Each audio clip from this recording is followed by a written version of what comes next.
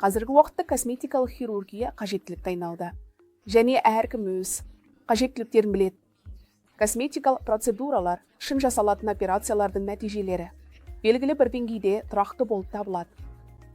Біз жасайтын процедуралар липосакция, яғни дене майын мүсіндеу, содан кейін жүктіліктен кейін, немесе артық салмақ жоғалтқаннан кейін іштің салбырауы кезінде ішті тарту.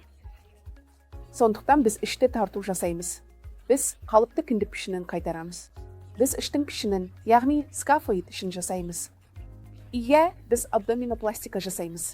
Косметикалық гинекологияға келгенде бірнеше жүктіліктен кейін қынап қабырғасы босап кетеді. Бұл әйелге сенімділікті азайтады. Сондықтан бұл қынаптың босауын, күнделікті өмірін жақсарту және психологиялық қанағаттандыру үшін қатайтуға болады. Және уақыт өте келе, әйелдің жасы ұлғайған сайын жыныс аймағында болуы тиіс майда азаяды. Сондықтан біз липосакция жасап сол майды жыныс аймағына енгіземіз. Және біз оны әйел жыныс мүшелерін жасарту деп атаймыз. Әлеуметтік медиа тренді әлем сіздің қолыңызда. Сондықтан сіз әлемде не болып жатқанын білесіз. Жақында біз ғаламда не болып жатқанын да білетін боламыз.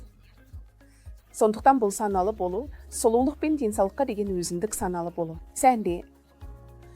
Сондықтан бұл косметикалық хирургия енді тек сұлулық үшін емес, өйткені сенімділік сұлулықта келеді, ал сұлулық сенімділікті арттырады.